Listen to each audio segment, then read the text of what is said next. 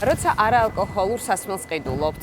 მაგალითად წვენს გაზიან სასმელს, რას აქცევთ ხოლმე ყურადღებას შეძენისას? თავარი ეგარი რომ ადაგასული არ იყოს. გარსვამ გაზიან საერთოდ წყალს მხოლოდ.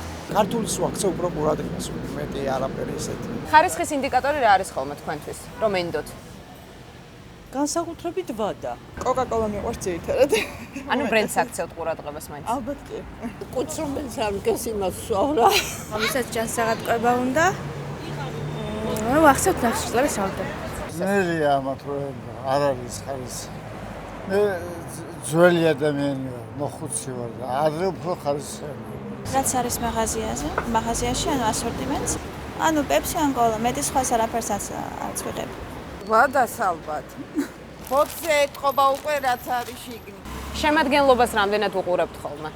თუ მაქვს საშუალება ვუყურებ სხვათა შორის. ვარ ცოტა შეიძლება რაღაცის დაწვრილმანება გამომდის, მაგრამ ვუყურებ. შაქარს. ანუ შემადგენლობა არის ხოლმე გადამწყვეტი. უფრო გემო, თუ დამაინტერესა, და უცხოს კიდე. ზოგადად გემოვნების მიხედვით ვხედულობ, თორემ მეტი არა. შემადგენლობას და ბრენდს ზოგჯერ კი, ზოგჯერ არა. უფრო ან კოკა-კოლა, ან ჩვეულებრივი წყალი. პირველი ანერგეტიკულს ყიდულობ, კოკა-კოლას ყიდულობ, რა ვიცი. ანუ ბრენდს აქცევ ყურადღებას.